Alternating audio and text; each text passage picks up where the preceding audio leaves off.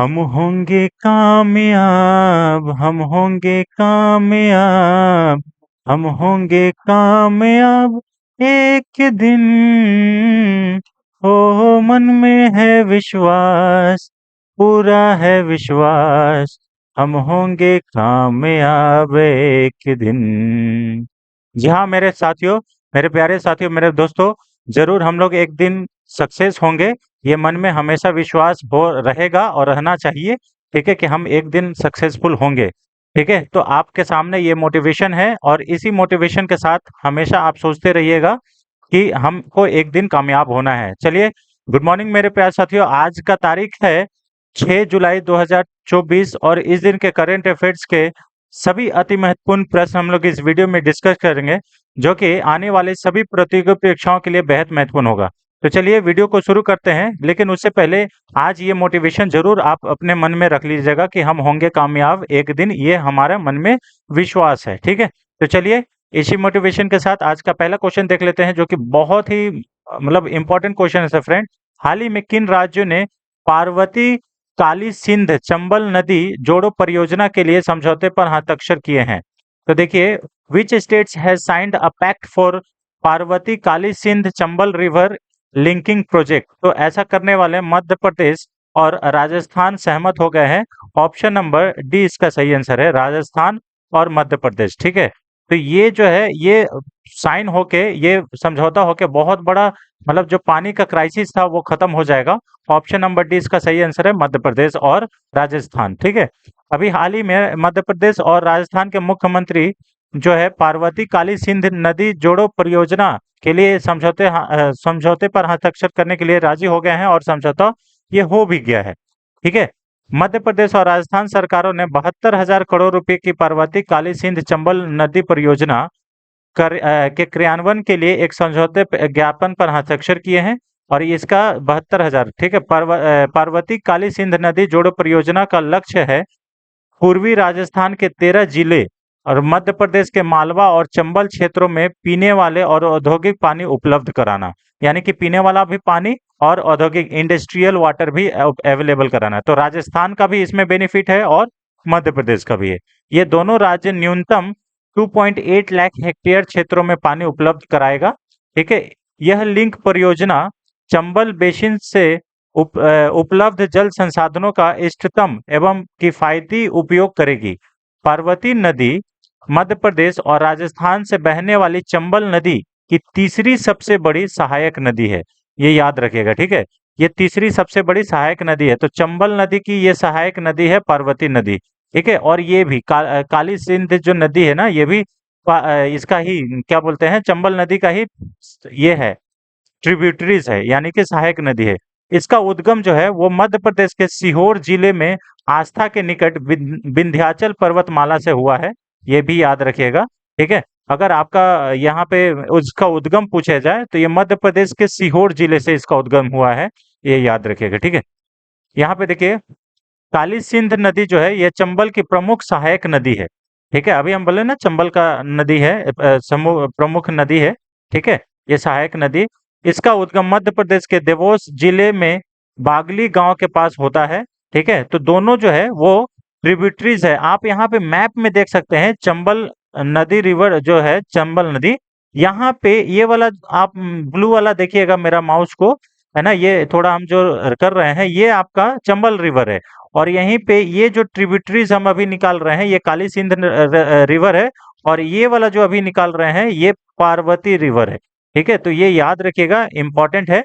ठीक है ना, ये बहुत ही इंपॉर्टेंट है। ये इससे क्या होगा, दोनों को बेनिफिट होगा, अभी हम आपको बता दिए, इंडस्ट्रियल वाटर के लिए भी और पेय पदार्थ पेयजल के लिए भी। ठीक है, पार्वती काली सिंध चंबल लिंक परियोजना में पार्वती नेवज नेवज काली सिंध की एक सहायक नदी है और काली सिंध नदी से अतिरिक्त पानी को लिंक नहर के माध्यम से गांधी सागर या राणा प्रताप सागर जलाशय में मोड़ने की परिकल्पना की गई है। ठीक है, तो यहाँ पे गांधी सागर जो ये है क्या बोलते हैं, जलाशय है, और राणा प्रताप सागर जो है वो भी यहाँ पे उसी में पानी को मोड़ देने के लिए बात की गई है। अब यहाँ पे आप देखिएगा, यहाँ से ये चंबल रिवर जो है ये ओरिजिनेट होके इधर आ रहा है। ठीक है, और यहाँ तक आ रहा है।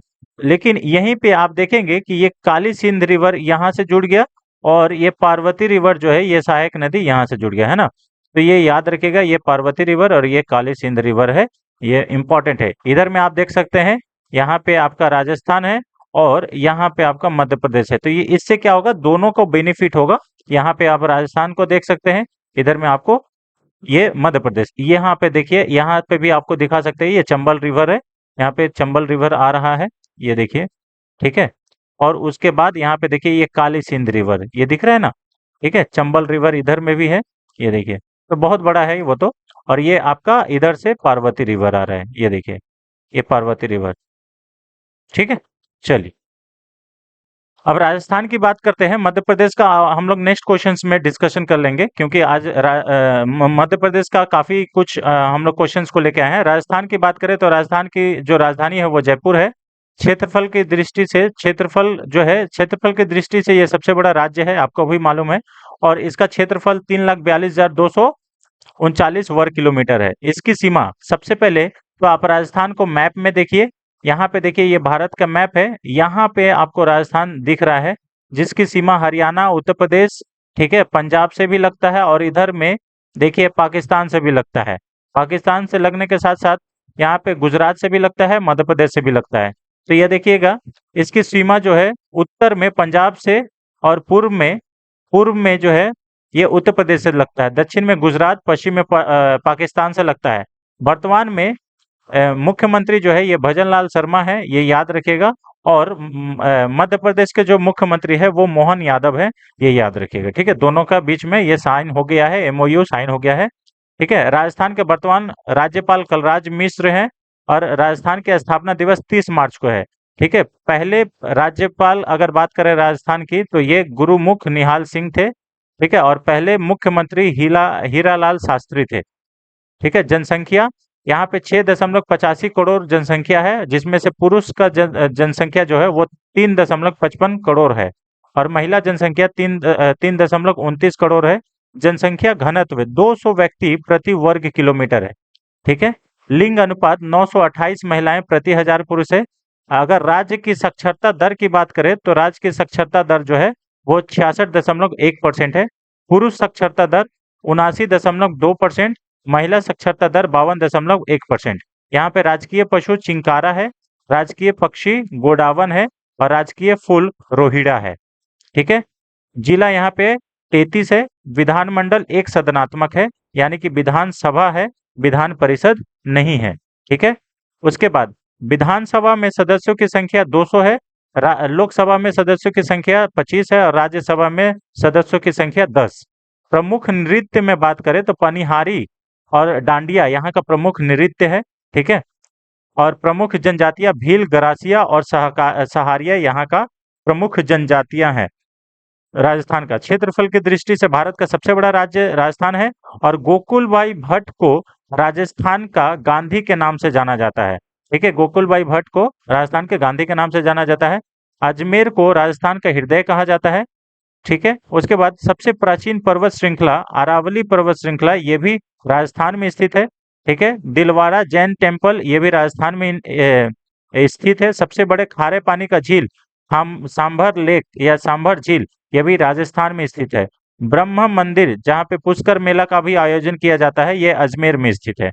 विजय स्तंभ तथा कीर्ति स्तंभ ये चित्तौड़गढ़ राजस्थान में ही स्थित है, ये याद रखिएगा, ठीक है, ठीक है।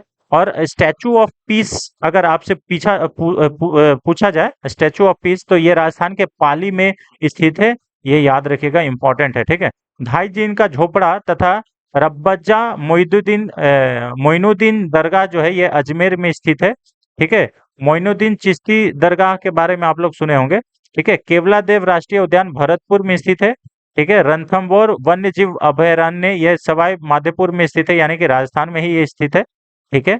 भारत में 18 मई 1974 ये डेट हमेशा याद रखने वाला डेट है, ठीक है। भारत में 18 मई 1974 को अपना पहला परमाणु परीक्षण जो है वह राजस्थान के पोखरण में किया गया था, ठीक है। और उस समय भारत के जो प्रधानमंत्री थे वो अटल बिहारी वाजपेयी थे, ये याद रखिएगा, ठीक है। राजस्थान में थार मरुस्थल है, ठीक है। माउंट अबू हिल स्टेशन ये भी राजस्थान में स्थित है। विश्व की सबसे बड़ी सिंचाई परियोजना, जिसको इंदिरा गांधी नदर इंदिरा गांधी नहर परियोजना भी कहा जाता है, ये भी राजस्थान में ही स्थित है। भारत में पंचायती राज व्यवस्था सर्वप्रथम 1959 में लागू किया गया था, और वो भी कहाँ पे, तो राजस्थान के नागौर जिले से इसको लागू किया गया था, पंचायती राज व्यवस्था। ठीक है, भारत में त्रिस्तरीय व्यवस्था है ना, तो उसी में पंचायती राज जो व्यवस्था है वो आपका राजस्थान के नागौर जिले से स्थापित किया गया था, शुरू किया गया था। 1727 में राजपूत शासक जय सिंह द्वितीय ने जयपुर शहर को स्थापित किया था। और ये वाला जो पॉइंट है फ्रेंड्स, ये इंपॉर्टेंट है। ठीक है, इंपॉर्टेंट इसलिए क्योंकि 6 जुलाई 2019 को, है ना, 6 जुलाई यानी कि आज के ही दिन, ठीक है, जयपुर को यूनेस्को के द्वारा विश्व धरोहर सूची में शामिल किया गया था। ठीक है, तो गुलाबी शहर के रूप में विश्व धरोहर सूची में जयपुर को आज के ही दिन 6 जुलाई को 2019 में इसको शामिल किया गया था। तो ये इम्पोर्टेंट है, और ये शामिल होने वाला भारत का दूसरा शहर बना था यूनेस्को का वर्ल्ड हेरिटेज साइट में। ठीक है, चलिए, आई होप आपको हमारा ये प्रयास अच्छा लगता होगा, और वीडियो आपको अच्छा लगता होगा, तो ज्यादा से ज्यादा इसको शेयर कीजिए। ठीक है, अब कुछ जीआई टैग के बारे में भी डिस्कशन कर ले। जीआई टैग हमेशा किसी विशेष क्षेत्र में पाया जाने वाला किसी विशेष पदार्थ को, या खाने वाला हो, या किसी भी प्रकार का जो विशेष प्रकार का पाया जाए किसी विशेष क्षेत्र में, उसी को दिया जाता है, और ये 10 वर्षों के लिए दिया जाता है।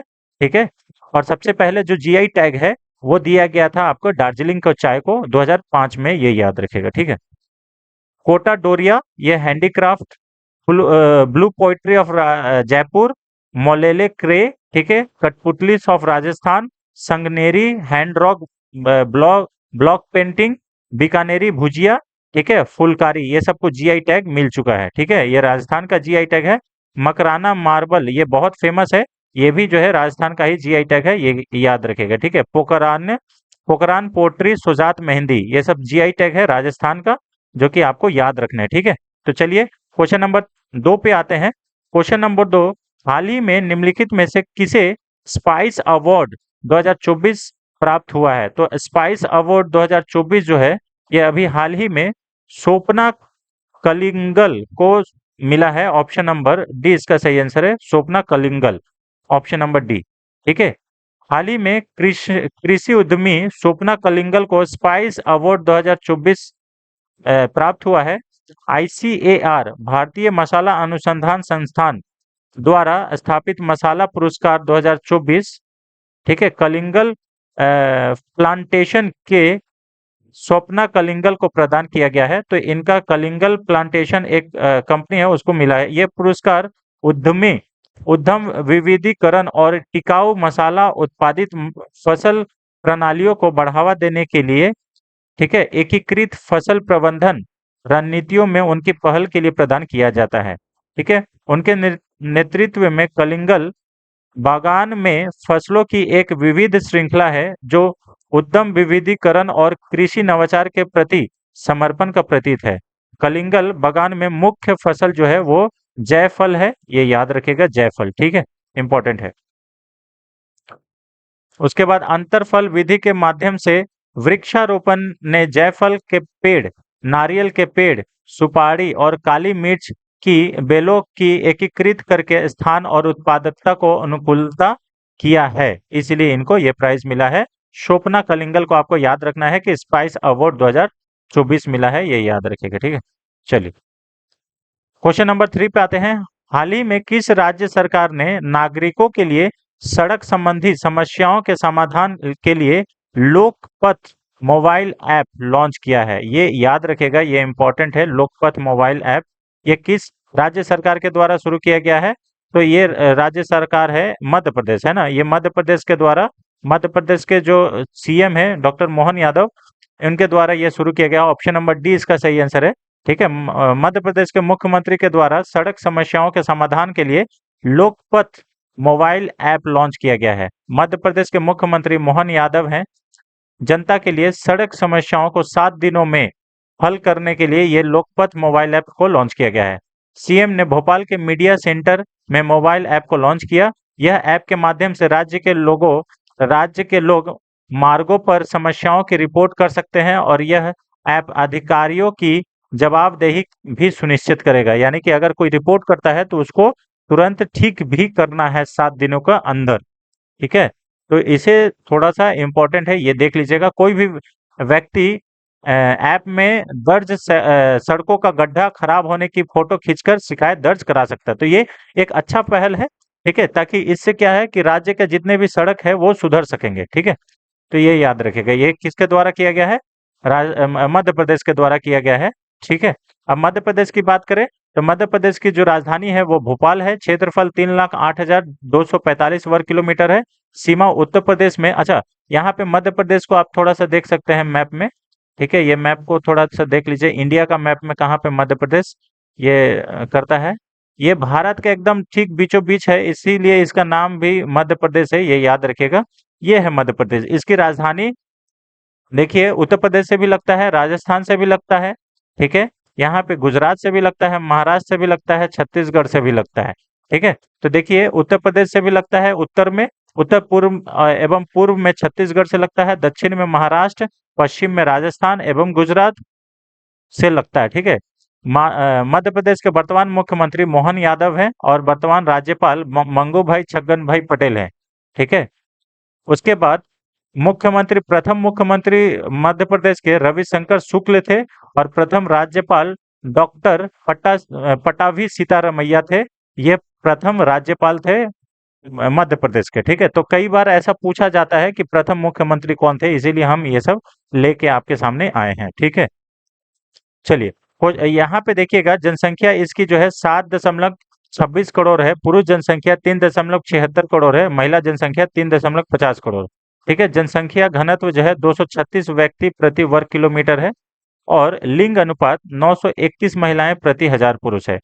कुल साक्षरता दर राज्य का बात करें तो ये कुल साक्षरता दर राज्य का 69.3% है, जिसमें से पुरुष साक्षरता दर 78.7% है और महिला साक्षरता दर ये 59.2% है। यहाँ पे मुख्य भाषा में हिंदी और उर्दू बोली जाती है और उसके बाद उच्च न्यायालय यहाँ पे अगर बात करें हाई कोर्ट तो ये जबलपुर हाई कोर्ट है, ये याद रखिएगा, इंपॉर्टेंट है, ठीक है? अगर आपसे पूछ लिया जाए कि अभी वर्तमान में हमारे भारत में हाई कोर्ट की संख्या कितनी है तो total number of high courts in India 25 हो जाएगा, है ना? 25, ठीक है? यहाँ पे जिलों की संख्या 51 है। विधानमंडल एक सदनात्मक है, ठीक है? यानी कि विधानसभा तो है लेकिन विधान परिषद नहीं है। विधानसभा में सदस्यों की संख्या 230, राज्यसभा में सदस्यों की संख्या 11 और लोकसभा में सदस्यों की संख्या 29। प्रमुख खाद्यान्न फसलें में गेहूं, चावल, जौ ये सब। राजकीय पशु बारहसिंगा, राजकीय पक्षी दूधराज और इस यहाँ पे 1 नवंबर 1926 को ये आज मतलब अस्तित्व में आया था, इसीलिए इसकी स्थापना दिवस और राज्य दिवस जो है 1 नवंबर को मनाया जाता है, ठीक है? राजकीय वृक्ष बरगद का पेड़ है। प्रमुख नगर इंदौर जो कि सबसे क्लीनेस्ट सिटी ऑफ इंडिया है, ये लगातार तीसरी चौथी बार इनको मिला है। जबलपुर है और ग्वालियर है, ठीक है? प्रमुख नदियां नर्मदा, महानदी, ताप्ती और चंबल, ठीक है? और अभी इसी चंबल नदी के सहायक नदी के बारे में हम लोग पढ़े हैं, ये याद रखेगा, ठीक है? प्रमुख पर्वत एवं त्योहार का अगर बात करें तो सुआटा, गंगा दशमी, ठीक है? हरेली हरेली पर्व यहाँ पे मनाया जाता है। उसके बाद यहाँ पे देखिएगा रसनवा और बाकी सारा देखिए सिन्हस्थ। हवाई अड्डे में तो छोड़ दीजिए। प्रमुख खनिज में अगर बात करें तो हीरा, लोहा और डोलोमाइट यहाँ पे पाया जाता है, ठीक है? प्रमुख पुरस्कार में आप बात करें तो कालिदास सम्मान, तानसेन सम्मान, तुलसी सम्मान और जवाहरलाल नेहरू पुरस्कार ये मध्य प्रदेश सरकार के द्वारा दिया जाता है, ठीक है? चलिए, प्रमुख राष्ट्रीय उद्यान एवं अभयारण्य कान्हा राष्ट्रीय उद्यान, गांधी सागर अभयारण्य और पन्ना राष्ट्रीय उद्यान, ये सब मध्य प्रदेश में स्थित है, ठीक है? और उसके बाद मध्य प्रदेश टेक्सटाइल निगम ये इंदौर में स्थित है। मध्य प्रदेश औद्योगिक निगम निगम जो है ये भोपाल में स्थित है। प्रमुख बांध में अगर बात करें तो बाण सागर बांध, ठीक है? और राजघाट बांध बेतवा नदी पर है। गांधी सागर बांध ये चंबल नदी पर है। दर्शनीय स्थल में मोती महल जो कि ग्वालियर में स्थित है, चित्रकूट, खजुराहो, सांची का मंदिर, सांची का स्तूप, मैहर मैहर उसके बाद उज्जैन और खांडवा, पंचमढ़ी ये सब जो है यहाँ पे मध्य प्रदेश में प्रमुख पर्यटन स्थल है। अब जीआई टैग के बारे में बात करें तो जीआई टैग में चंदेरी फैब्रिक, ये मध्य प्रदेश का जीआई टैग है। ले, लेदर टॉय ऑफ इंदौर, ये भी। Bagh print of Madhya Pradesh. Bell metal ware of Datia Tikamgarh, ये मध्य प्रदेश का ही है। ठीक है, उसके बाद चंदेरी साड़ी हो गया नागपुर ऑरेंज। ठीक है, ये सब मध्य प्रदेश का ही है। रतलामी सेब, ये मध्य प्रदेश का जीआई टैग है। बाघ प्रिंट लोगो, ये भी मध्य प्रदेश का जीआई टैग है। झबुआ कड़मनाथ ब्लैक चिकन मीट, ये भी कहाँ पे है जीआई टैग, आपका मध्य प्रदेश का ही है। महेश्वर साड़ी एवं फैब्रिक्स चिन्नौर राइस, ये चिन्नौर राइस जो है ये भी मध्य प्रदेश का जीआई टैग है, इसे याद कर लीजिएगा। ठीक है, इंपॉर्टेंट। चलिए क्वेश्चन नंबर 4 पे आते हैं। हाल ही में किसने तीसरी बार झारखंड के मुख्यमंत्री पद की शपथ ली है? तो आपको मालूम होगा कि हेमंत सोरेन जो है वो अभी झारखंड के तीसरी बार सीएम बने हैं। इससे इनसे पहले जो सीएम थे वो चंपाई सोरेन थे। अब इनके जगह पे हेमंत सोरेन वापस से आ गए हैं, क्योंकि हेमंत सोरेन जो जेल में गए थे मनी लॉन्ड्रिंग के केस में। ठीक है, 4 जुलाई को हेमंत सोरेन के मुक्ति मोर्चा, जो इनका इनका जो पार्टी का नाम है वो झारखंड मुक्ति मोर्चा है। कार्यकारी अध्यक्ष हेमंत सोरेन ने झारखंड के नए मुख्यमंत्री के रूप में शपथ ग्रहण ली है। राजभवन में आयोजित एक समारोह में राज्यपाल, यहाँ के राज्यपाल कौन है तो सीपी सिंह है, सीपी राधाकृष्णन है, ये याद रखिएगा, सीपी राधाकृष्णन ये राज्यपाल है।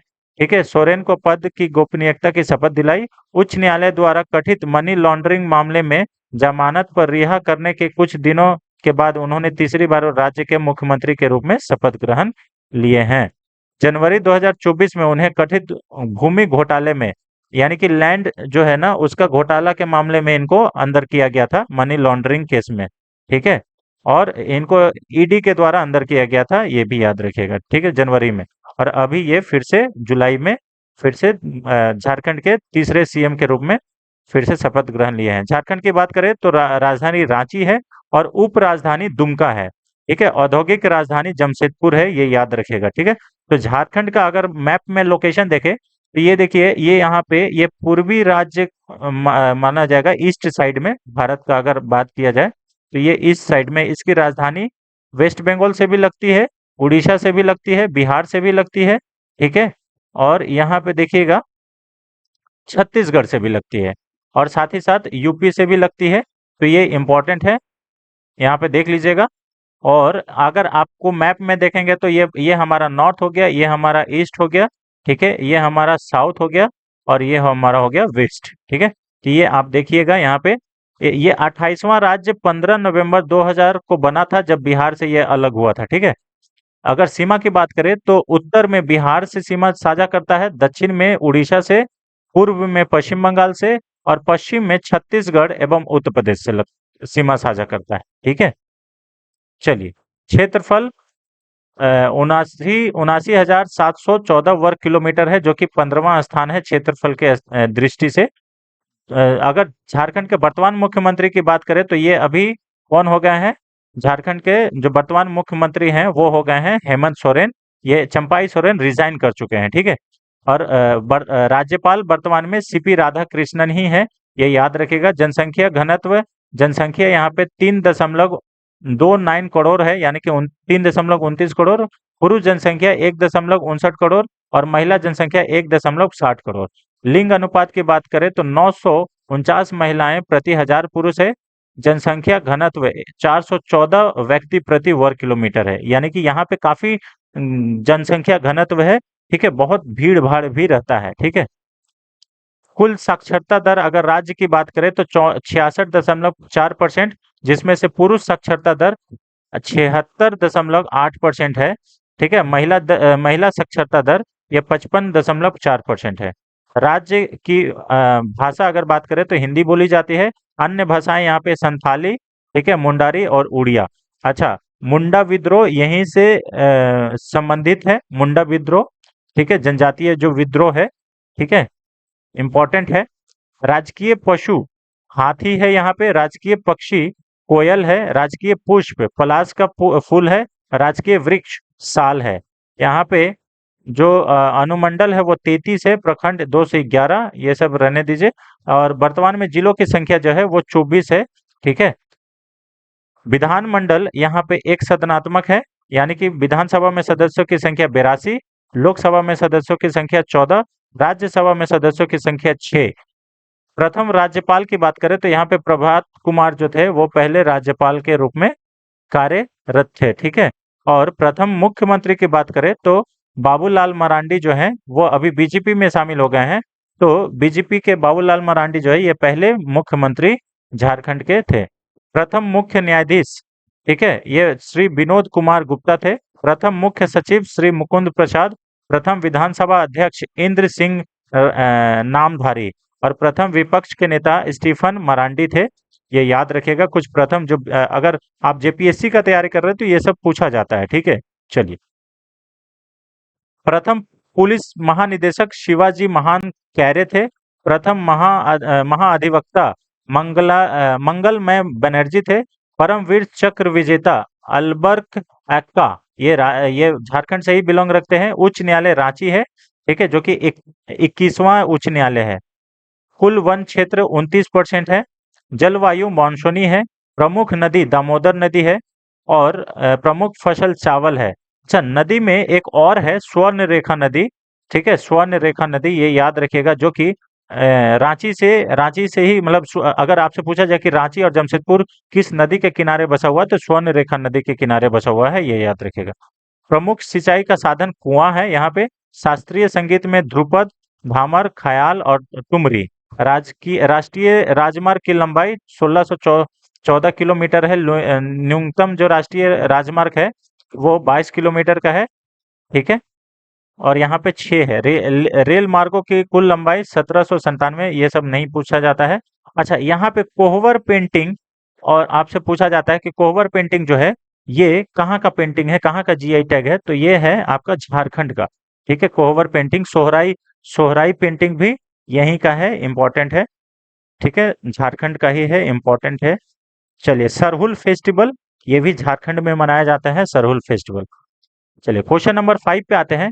हाल ही में किस राज्य सरकार ने अगले शैक्षणिक सत्र से हिंदी में एमबीबीएस पाठ्यक्रम, ये बहुत इंपॉर्टेंट है, हिंदी में एमबीबीएस पाठ्यक्रम शुरू करने का निर्णय लिया है? ये इंपॉर्टेंट क्वेश्चन है फ्रेंड्स। तो ऐसा करने वाला बिहार सरकार है, ऑप्शन नंबर बी इसका सही आंसर है, बिहार सरकार, ठीक है। हाल ही में बिहार सरकार के द्वारा अगले शैक्षणिक सत्र में हिंदी में एमबीबीएस पाठ्यक्रम शुरू किया जाएगा, ठीक है। बिहार सरकार ने बैचलर ऑफ मेडिसिन और बैचलर ऑफ सर्जरी, ठीक है, कार्यक्रम में हिंदी में पेश करने का निर्णय लिया है। यह बिहार के मध्य प्रदेश के बाद मध्य प्रदेश के बाद ऐसी डिग्री प्रदान करने वाला दूसरा राज्य होगा। यानी कि अगर हिंदी में एमबीबीएस डिग्री प्रदान करने वाला पहला राज्य भारत का कौन सा है तो वो मध्य प्रदेश है, और दूसरा राज्य कौन सा है तो वो आपका बिहार हो जाएगा, ठीक है। इंपॉर्टेंट है और ये एक अच्छा पहल है हिंदी मीडियम वाले स्टूडेंट के लिए, ठीक है। 2 जुलाई को राज्य के स्वास्थ्य मंत्री मंगल पांडे ने घोषणा की कि मेडिकल छात्रों के पास आगामी शैक्षणिक सत्र में हिंदी में एमबीबीएस की पढ़ाई करने का विकल्प होगा। एमबीबीएस पाठ्यक्रम के लिए हिंदी पाठ्य पुस्तकों की उपलब्धता सहित आवश्यक पहलुओं पर गहन विचार विमर्श के बाद सरकार ने यह ऐतिहासिक कदम उठाया है, ठीक है। आपको मालूम होगा कि अभी कुछ दिन पहले ही नीट का पेपर लीक हुआ है और इसका जांच चल रही है, ठीक है। तो नीट का जो पेपर है ये सब बहुत ही मतलब निंदनीय घटना है और बहुत दुखद है स्टूडेंट लाइफ लोग के लिए, ठीक है। क्योंकि नेताओं लोग का क्या है, उन लोग तो अपना बस पोजीशंस है, जीत जाते हैं इलेक्शंस, लेकिन जो सफर करता है उसको बहुत बड़ा मतलब ये सब झेलना पड़ता है, ठीक है। तो ये देखिए, नीट यूजी 2024 परीक्षा पास करने वाले छात्रों के लिए नया हिंदी पाठ्यक्रम एम्स दिल्ली पाठ्यक्रम पर पालन करेगा, ठीक है। तो बिहार ऐसा करने वाला दूसरा राज्य है, ये याद रखिएगा। और यहाँ की राजधानी पटना है। 22 मार्च 1912 की इसकी स्थापना है, तो इसीलिए बिहार दिवस जो है वो 22 मार्च को मनाया जाता है, ठीक है। सीमा में अगर बात करें, सबसे पहले आप मैप में देखिए, ये है बिहार, ठीक है। इसकी जो सीमा है, इंटरनेशनल बाउंड्री भी शेयर करता है नेपाल के साथ और यूपी के साथ भी शेयर करता है, ठीक है, ये याद रखिएगा। इधर में झारखंड के साथ करता है, वेस्ट बंगाल के साथ करता है, ठीक है, और यूपी के साथ भी बॉर्डर शेयर करता है, ठीक है। तो उत्तर में नेपाल के साथ, दक्षिण में झारखंड के साथ, पूर्व में पश्चिम बंगाल के साथ व पश्चिम में उत्तर प्रदेश के साथ ये सीमा साझा करता है। क्षेत्रफल 94,163 वर्ग किलोमीटर है।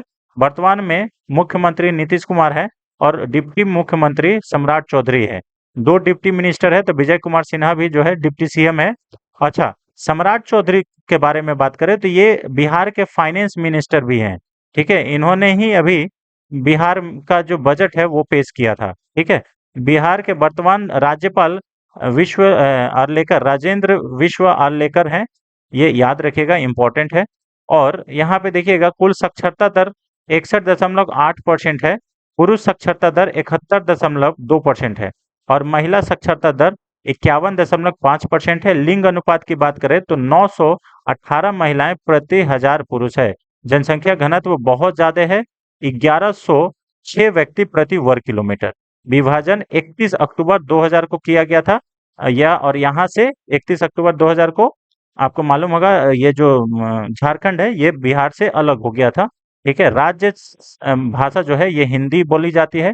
उच्च न्यायालय पटना है। जिला की संख्या 38। विधानमंडल यहाँ पे द्विसदनात्मक है, यानी कि अच्छा मतलब पूरा भारत में 6 ऐसे राज्य हैं जहाँ पे जो विधानमंडल है वे द्विसदनात्मक है। उसमें से एक जो है वो बिहार है। यहाँ पे आपको मालूम होगा कि बिहार बिहार विधानसभा सदस्यों की संख्या 243 है। विधान परिषद के सदस्यों की संख्या 75, लोकसभा में 40 और राज्यसभा में 16। राजकीय पशु रीछ है। राजकीय पक्षी बत्तख, फातका है, फातका, फक्ता। उसके बाद वन क्षेत्र 2.9 मिलियन हेक्टेयर है। प्रमुख पर्व एवं त्योहार रामनवमी, रक्षाबंधन, विजयदशमी, दीपावली और छठ। छठ जो पर्व है वो बिहार का महापर्व है और बहुत ही धूमधाम से मनाया जाता है, ठीक है? तो छठ पर्व को आपको याद रखना है। सोनपुर का मेला, सोनपुर का मेला जो है ये बिहार का सबसे प्रसिद्ध मेला है और ये पूरे एशिया का सबसे बड़ा पशु मेला है, ठीक है? प्रथम राज्यपाल जयराम दौलत राम थे, ये याद रखेगा। और प्रथम मुख्यमंत्री श्री हरि सिंह थे, ये बिहार के। और प्रथम महिला मुख्यमंत्री के बारे में बात करें तो ये राबड़ी देवी थी, ठीक है? पर्यटन आकर्षण में पाटलिपुत्र प्राचीन प्रसिद्ध कुम्हार, उसके बाद हरमिंदर साहिब जो कि पटना साहिब है में है, गोलघर है और उसके बाद खुदा बख्श पुस्तकालय इत्यादि। इसके साथ साथ आप बोध गया का बोधि वृक्ष टेम्पल, महाबोधि टेम्पल आप घूम सकते हैं। बहुत सारे पर्यटन स्थल है, ठीक है? पटना संग्रहालय मुगल व राजपूत वास्तुकला का सम्मिश्रण है, पटना संग्रहालय, ठीक है? सोनपुर का मेला सबसे बड़ा पशु मेला है एशिया में।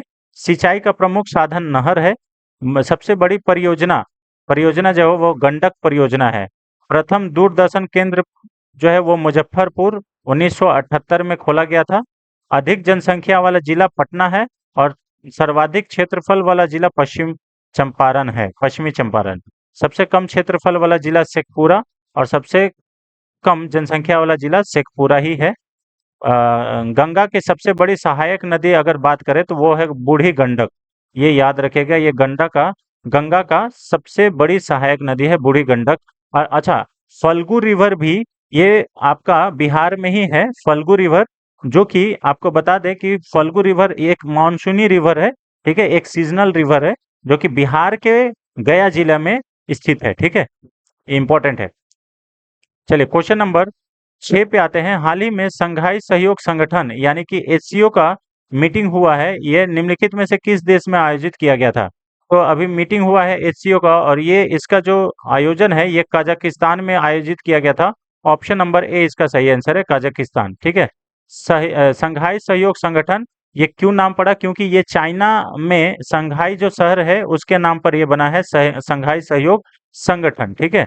अब 4 जुलाई को कजाकिस्तान की राजधानी आस्ताना में संघाई सहयोग संगठन का सम्मेलन हुआ था। यहाँ पे भारत के तरफ से भारतीय विदेश मंत्री एस जयशंकर ने भाग लिया और चीनी विदेश मंत्री वांग यी ने के साथ यहाँ पे बातचीत की। इससे पहले जयशंकर ने 3 जुलाई को शुरू हुए 2 दिवसीय शिखर सम्मेलन के दौरान एससीओ सदस्य ताजिकिस्तान और रूस और नवीनतम सदस्य बेलारूस के अपने समकक्षों के साथ द्विपक्षीय बैठक में भी भाग लिया। आपको बता दें कि एससीओ में शामिल होने वाला नवीनतम अभी बेलारूस के साथ साथ ईरान भी है ना? तो ईरान जो है ये फुल टाइम मेंबर बन चुका है, ये याद रखिएगा। बेलारूस एससीओ का सबसे नया सदस्य बन गया है और अब एससीओ सदस्यों की कुल संख्या हो गई है 10, ठीक है? इससे पहले बेलारूस और ईरान को समूह में पर्यवेक्षक का दर्जा प्राप्त था, यानी कि ऑब्जर्वर स्टेट के नाम से ये लोग शामिल थे। लेकिन अब ये लोग जो है बेलारूस और ईरान ये फुल टाइम मेंबर हो गए हैं एससीओ का, यानी कि सही संघाई सहयोग संगठन का। जबकि ईरान जो है ये पिछले साल औपचारिक रूप से इसमें शामिल हो चुका है ना। इम्पोर्टेंट है। अब संघाई सहयोग संगठन का बात करें तो एससीओ चीन, भारत और रूस सहित यूरेशिया के अधिकांश हिस्सों में फैले 10 देशों का एक राजनीतिक और सुरक्षा संघ है। आपको बता दें कि ये जो एससीओ है इससे अमेरिका को बड़ा तकलीफ होता है। क्यों? क्योंकि मतलब यहाँ पे ये एससीओ में जितने भी बड़े बड़े देश हैं इससे दुनिया का लगभग मतलब 60 से मतलब बोल सकते हैं कि 50 से 55% जो है वो जीडीपी इन्हीं देशों के पास है। ठीक है। जो एससीओ का गठन है वो 2001 में किया गया था। रूस, चीन, किर्गिस्तान, ताजिकिस्तान, कजाकिस्तान और उज्बेकिस्तान के द्वारा किया गया था, जिसमें बाद में भारत और पाकिस्तान को भी शामिल किया गया था। और पाकिस्तान को शामिल करने का जो इच्छा है वो चाइना ने जताया था, और तभी भारत का साथ देते हुए रसिया बोला था कि नहीं, जब पाकिस्तान इसमें शामिल होगा तो हम भारत को भी शामिल करेंगे। ठीक है। अफगानिस्तान और मंगोलिया को पर्यवेक्षक जो कंट्री है उसका दर्जा प्राप्त है। एससीओ के साझेदारी में आर्मेनिया, अजरबैजान, कंबोडिया, मिस्र, नेपाल, कतर, सऊदी अरब, श्रीलंका और तुर्की भी शामिल है। ठीक है। यहाँ पे मतलब इन लोगों को बुलाया गया था। एससीओ की आधिकारिक कामकाजी भाषाएं चीनी और रूसी है। ठीक है। इसका मुख्यालय बीजिंग में स्थित है। और भारत जो है वो 2017 में इसका पूर्ण सदस्य बना था, 9 जून 2017 को। ये इम्पोर्टेंट है। ऐसा पूछ सकता है कि भारत अभी हाल ही में एससीओ का मीटिंग संपन्न हुआ है। ठीक है। और जहां पे भारत के विदेश मंत्री जयशंकर प्रसाद अटेंड किए थे, एस जयशंकर अटेंड किए थे। तो भारत जो है वो एससीओ का कब सदस्य बना था? तो ये जो है 9 जून 2017 को भारत जो है एससीओ का सदस्य बना था। इम्पोर्टेंट है। ठीक है। ये याद रखिएगा। चलिए क्वेश्चन नंबर 7 पे आते हैं। हाल ही में किस फिनटेक कंपनी ने मात्र 35 रुपए प्रति माह पर हेल्थ साथी प्लान लॉन्च किया है? ठीक है। तो हेल्थ साथी प्लान जो है ये अभी हाल ही में पेटीएम के द्वारा लॉन्च किया गया है। ऑप्शन नंबर ए इसका सही आंसर है, पेटीएम के द्वारा। ठीक है। 197 कम्युनिकेशंस लिमिटेड जो कि पेटीएम ब्रांड का मालिक है, ठीक है, ने अपनी व्यापारिक भागीदारी के लिए विशेष स्वास्थ्य और आय सुरक्षा योजना पेटीएम हेल्थ साथी लॉन्च किया है। यह पेटीएम फॉर बिजनेस ऐप पर उपलब्ध है। ठीक है। ये याद रखिएगा। यह पहल अपने व्यापारी भागीदारी के व्यापक नेटवर्क को व्यापक उचित मूल्य पर स्वास्थ्य देखभाल लाभ प्रदान करने के लिए पेटीएम के निरंतर प्रयासों का एक हिस्सा है। ठीक है। पेटीएम हेल्थ साथी का लक्ष्य है अपने व्यापारियों की भलाई की रक्षा करना और उनके स्वास्थ्य और व्यापार की निरंतरता सुनिश्चित करना। ठीक है। तो ये अपने व्यापारियों के लिए मतलब ये हेल्थ निकाला है एक योजना के रूप में। ठीक है। इसमें क्या होगा? इसमें दुर्घटना या बाढ़ या आग या हड़ताल जैसी प्राकृतिक आपदाओं के कारण व्यापार में रुकावट की स्थिति में आय सुरक्षा कवर भी शामिल है। ठीक है। मई में पेटीएम हेल्थ साथी प्लान जो पायलट योजना शुरू की गई थी और अब तक 3000 से अधिक व्यापारी साझेदारी इस योजना का लाभ उठा चुके हैं। ठीक है। चलिए क्वेश्चन नंबर 8 पे आते हैं। हाल ही में प्लास्टिक रिसाइकलिंग और स्थिरता पर 4 दिवसीय वैश्विक सम्मेलन और अंतर्राष्ट्रीय प्रदर्शनी का उद्घाटन किस शहर में किया गया है? तो देखिए 4-डे global conclave on plastic recycling and sustainability international exhibition, ये जो है वो नई दिल्ली में आयोजित किया गया है। ऑप्शन नंबर ए इसका सही आंसर है। ये 4 दिवसीय है। ऑप्शन नंबर ए, नई दिल्ली। ठीक है। नई दिल्ली में इसका आयोजन किया गया था। रसायन और पेट्रोकेमिकल सचिव निवेदिता शुक्ला वर्मा ने सम्मेलन और प्रदर्शनी का उद्घाटन किया।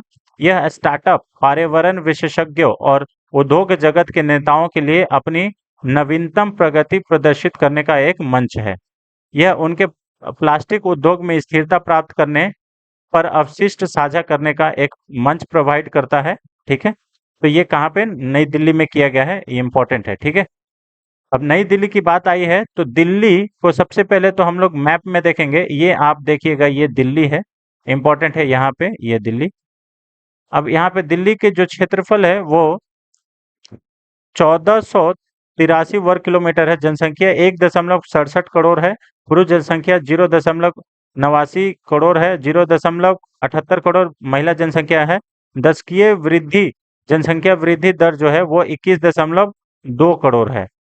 दिल्ली के वर्तमान राज्यपाल विनय कुमार सक्सेना है और वर्तमान मुख्यमंत्री अरविंद केजरीवाल हैं, जो कि अभी जेल में है और जेल से ही ये जो है अपनी सरकार चला रहे हैं।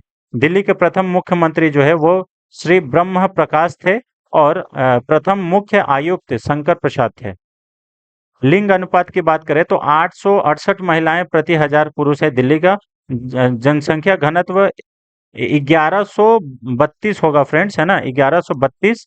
ये एक ऐसा हटा दिए, जीरो नहीं, इतना नहीं होगा, 1132 व्यक्ति प्रति वर्ग किलोमीटर है, ठीक है। कुल साक्षरता दर अगर दिल्ली की बात करें तो 86.2% है, जिसमें से पुरुष साक्षरता दर 90.9%, महिला साक्षरता दर 80.8%। ग्रामीण जनसंख्या 9,63,215 और नगरीय ये सब रहने दीजिए। उच्च न्यायालय जो है वो नई दिल्ली में ही स्थित है और मुख्य भाषा यहाँ पे हिंदी, पंजाबी और उर्दू बोली जाती है, ठीक है। जिलों की संख्या यहाँ पे 11 है। क्षेत्रफल यहाँ पे 70,000, जो कृषि का जो क्षेत्र है वो 70,000 हेक्टेयर है। आइए, कुतुब मीनार यहीं पे स्थित है। जामा मस्जिद ये भी दिल्ली में ही स्थित है। बिरला मंदिर, जंतर मंतर, हुमायूं का मकबरा, लोटस टेम्पल और चांदनी चौक ये सब दिल्ली में स्थित है, ठीक है। लाल किला जहाँ से प्रधानमंत्री झंडा फहराते हैं 26 जनवरी और 15 अगस्त को, ठीक है, ये सब दिल्ली में स्थित है। विधानमंडल एक सदनात्मक है। विधानसभा में सदस्यों की संख्या 70 और लोकसभा में 7 है, राज्यसभा में 3। राजकीय पशु की बात करें तो लंगूर, राजकीय पक्षी की बात करें तो घूसर तीतर। प्रमुख प्रशिक्षण संस्थान नेशनल डिफेंस कॉलेज यहीं पे दिल्ली में स्थित है और संगीत नाटक एकेडमी ये भी दिल्ली में ही स्थित है, संगीत नाटक एकेडमी, ठीक है।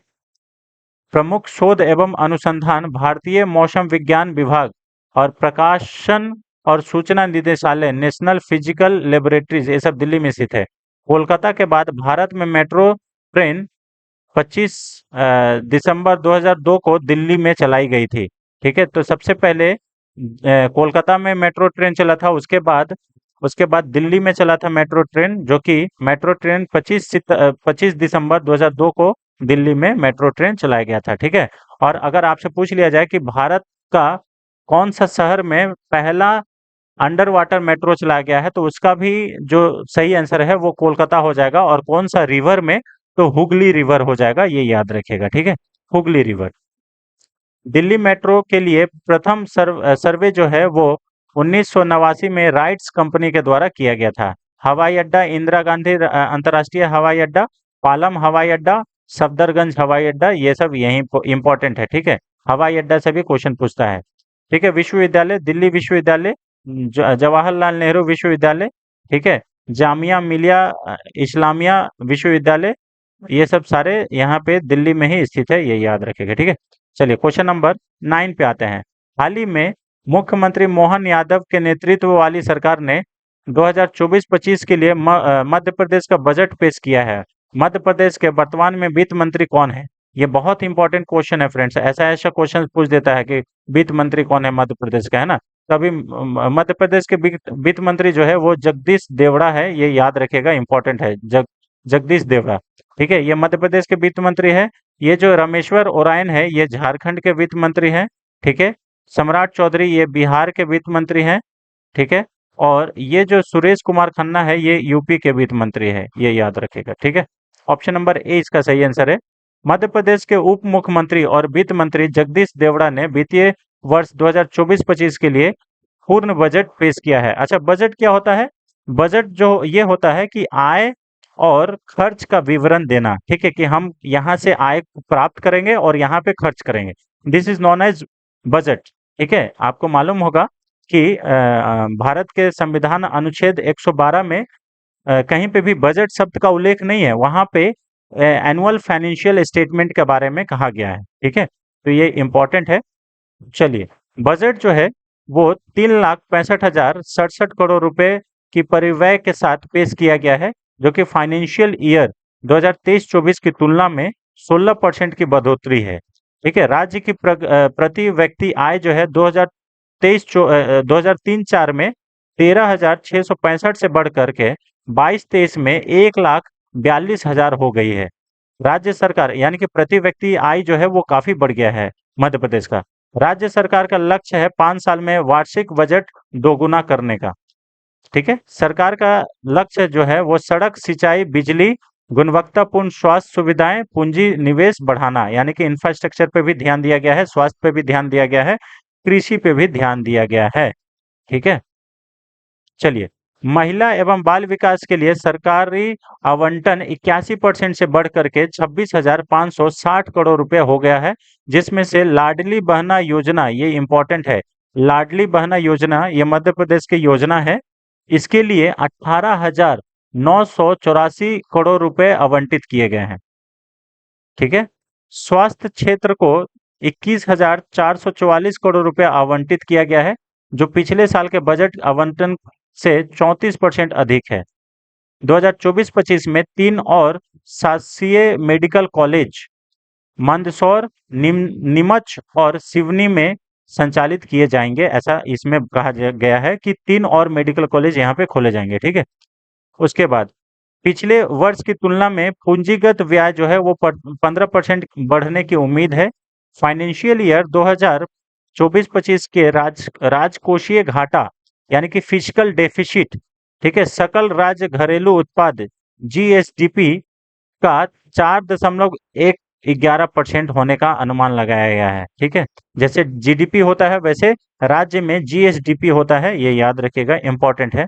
ठीक है, राज्य में ढांचागत विकास के लिए 53,460 करोड़ आवंटन किए गए हैं और ग्रामीण और शहरी विकास के लिए 44,588 करोड़ दिए गए हैं। अनुसूचित जाति उप योजना के लिए 27,900 करोड़ रुपए आवंटित किए गए। तो ऐसा पूछ दिया जाता है कि इसके लिए कितना किया गया है, तो थोड़ा सा आप लोग देख लीजिएगा। ठीक है, और राजस्थान के मतलब ये मध्य प्रदेश के बारे में पहले ही हम लोग स्टैटिक फैक्ट्स डिस्कस कर लिए हैं, इसलिए अब हम लोग आज का लास्ट क्वेश्चन पे चलते हैं। आज का लास्ट क्वेश्चन है, हाल ही में यहाँ पे देखिएगा 4 जुलाई 2024 को, ठीक है, संसदीय चुनाव के बाद ब्रिटेन का अगला प्रधानमंत्री कौन बनने जा रहा है? तो ब्रिटेन का अगला जो प्रधानमंत्री है वो है कीर स्मार्टर, ये स्टारमर जो है, स्टारमर, ये अभी ब्रिटेन के नए प्रधानमंत्री बनने जा रहे हैं। आपको मालूम होगा कि ऋषि सुनक जो है वो हार चुके हैं, ये जो है ये अब हार चुके हैं, अब ये प्रधानमंत्री नहीं रहेंगे, ये इन्होंने इस्तीफा दे दिया है। ठीक है, इनसे कुछ कुछ गलतियां हुई हैं, जैसे भारत के साथ फ्री ट्रेड एग्रीमेंट कराने के लिए इन्होंने बोला था, वो नहीं करा पाए। ठीक है, बहुत सारे रीजंस है इनका हारने का। और ये जो है ये कीर करमार ये लेबर पार्टी से बिलोंग करते हैं, ये याद रखिएगा, और लेबर पार्टी का जो सत्ता है ये बहुत दिन के बाद यहाँ पे आ रहा है। और ऋषि सुनक है, ये जो है कंजर्वेटिव पार्टी से बिलोंग करते थे। ठीक है, यूनाइटेड किंगडम यूरोप में एक देश है, और आप यहाँ पे ये मैप में देख सकते हैं। ठीक है ना, यहाँ पे आपको यहाँ पे ये दिख सकता है, यहाँ पे रसिया है, ठीक है, यहाँ पे फिनलैंड है, एस्टोनिया है, बेलारूस है, पोलैंड है, और यहाँ पे आपको यूनाइटेड किंगडम दिख रहा है। इसकी राजधानी लंदन है, पाउंड स्टर्लिन इसकी मुद्रा है। ठीक है, ये देखिए लेबर पार्टी का, और इनको 650 जो सीट है उसमें से 412 सीट यानी कि प्रचंड प्रचंड बहुमत से ये जीत के आए हैं। ठीक है, ये यूके का जनरल इलेक्शन 2024 का है। ठीक है, अब देखिए यहाँ पे लिखा हुआ है चेंज बिगिंस। अब देखिए हो सकता है इनके आने से भारत के साथ ये फ्री ट्रेड एग्रीमेंट करा ले जाए, अगर नहीं कराते हैं तो फिर इनको भी आगे वाला चुनाव में दिक्कत होगा। अच्छा, आपको यूनाइटेड किंगडम से बात करें तो यूनाइटेड किंगडम जो है वो, ये देखिए, इंग्लैंड, स्कॉटलैंड, वेल्स और आयरलैंड, ये चार को मिला के पूरा यूनाइटेड किंगडम्स कहा जाता है। ठीक है, जिसमें से अलग अलग, इंग्लैंड अलग है, वेल्स अलग है, स्कॉटलैंड अलग है और आयरलैंड अलग है। ठीक है, अब आयरलैंड में भी उत्तरी आयरलैंड और दक्षिणी आयरलैंड अलग अलग है। ठीक है, वहां पे हालांकि सबसे ट्रेड वगैरह सेम एक ही जैसा होता है, लेकिन बस कहते हैं ना कि एक घर में दो दो बर्तन खाना बन रहा है, तो वैसा ही है। ठीक है, लेकिन जो ट्रेड है वो एकदम सुचारू रूप से चलता है, कोई दिक्कत नहीं है। ठीक है, तो चलिए, ये रहा फ्रेंड्स आज का अति अति महत्वपूर्ण क्वेश्चंस, जो कि आने वाले सभी प्रतियोगी परीक्षाओं के लिए बेहद महत्वपूर्ण होगा। अगर हमारा ये सेशन आपको अच्छा लगता है तो वीडियो को ज़्यादा से ज़्यादा शेयर करिए, और चैनल पे नए हैं तो चैनल को ज़रूर सब्सक्राइब कर लें। Thanks for watching friends, thank you so much. मिलते हैं नेक्स्ट वीडियो में, तब तक के लिए जय Hind, thank you so much.